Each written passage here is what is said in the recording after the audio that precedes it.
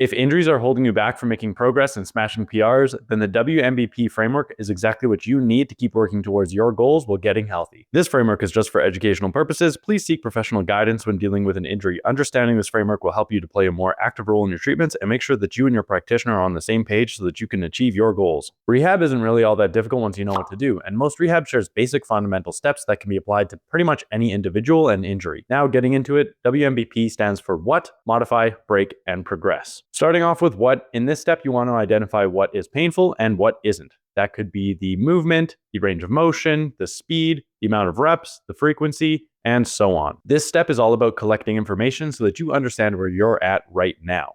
And the important part about this is to not get frustrated during it, but instead just remove that emotional attachment completely and look at it as only gaining information. And this part of the framework is present during the whole process and is constantly changing. It allows you to be adaptable and get a better understanding of your body so that you can best progress. And in rehab, finding out what is painful is important because it gives you understanding of what not to do as much of right now so that you can let that injury or pain calm down instead of continually aggravating it. Now, it is very important to understand that just because something is painful doesn't mean that it's bad. It just means that you can't tolerate it right now, and it's something that you can then work towards so that you can tolerate it in the future. Or in other words, calm things down and then build things up, which is basically the basis of all rehab and this framework as well. Okay, enough trying to clip farm for shorts, let's get back on track.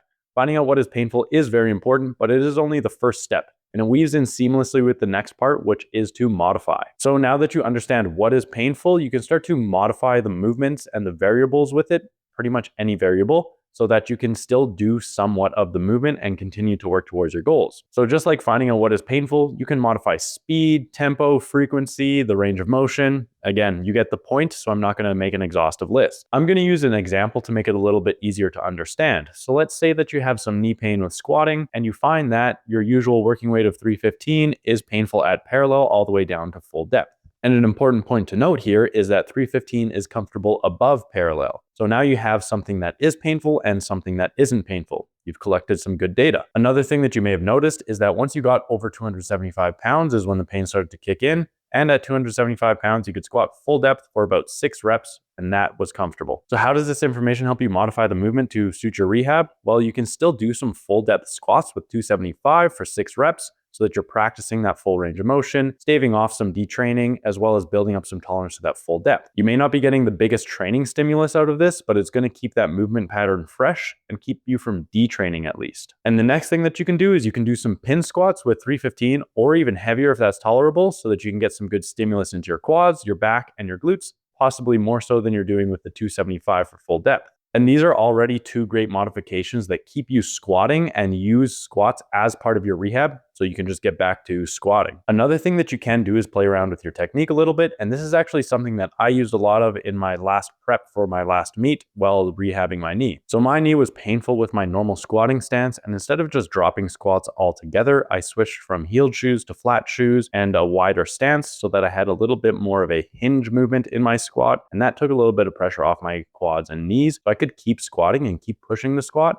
while letting my knee calm down. This kept me motivated, and it gave me a backup strategy to use at competition just in case my normal stance was still uncomfortable at that time. Luckily, because I know what I'm doing, my knee got all better by then, and I was able to squat normally and smash a PR. Modifying movements is great, and it is a huge part of rehab, but it isn't quite complete and can leave some qualities undertrained. This is where the next part of this framework comes in, which is break. So for this part, you're going to break down the goal activity into its individual parts so that you can train all of the qualities individually and push them hard.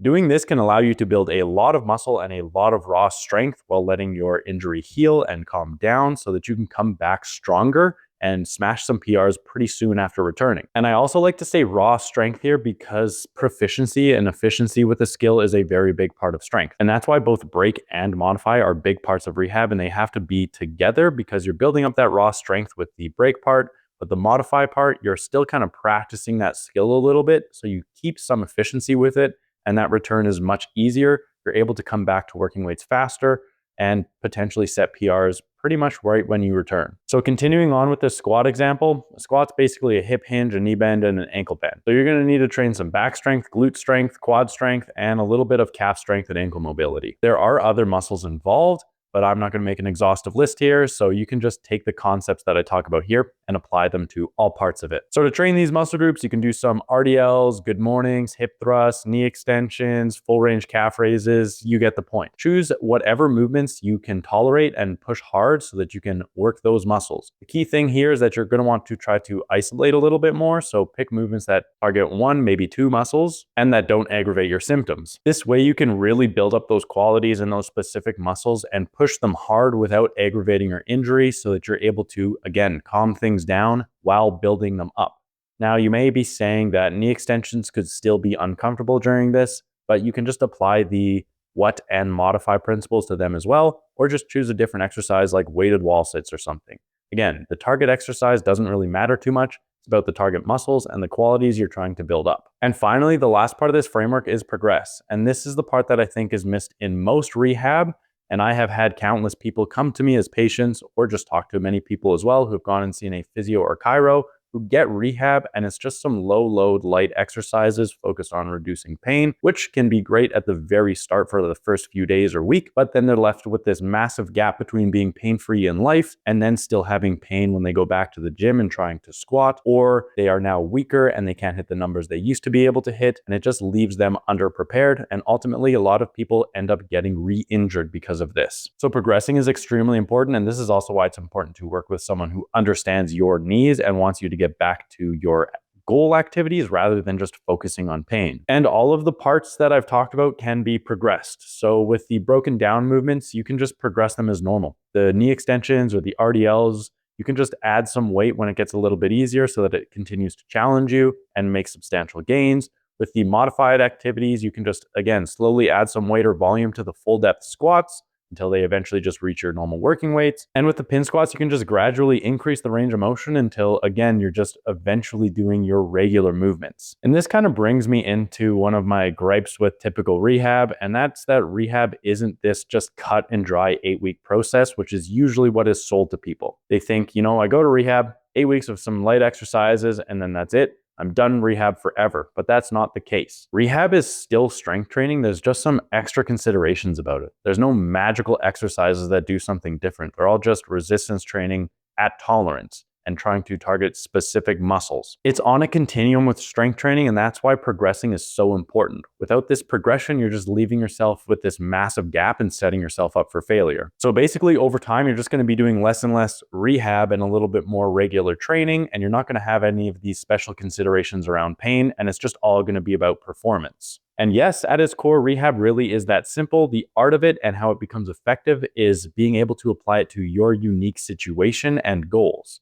That's why that Instagram video you have saved on do these 3 back exercises to cure your back pain is not really all that helpful. These cookie cutter approaches don't have your unique considerations built into them, and they don't have progression built into them. So they can be helpful sometimes, but they aren't the best. And this framework solves that problem and allows your rehab to be molded to you. You're more than a shoulder, you're more than an elbow, a back, a knee. You're a whole person with unique circumstances and goals, and your rehab needs to reflect that. I hope that this video was helpful and that you learned something from this framework so that you can take control of your rehab and your training. If you have any questions, please leave them down in the comments below. And as always, thank you for watching. Now go out there and make some gains.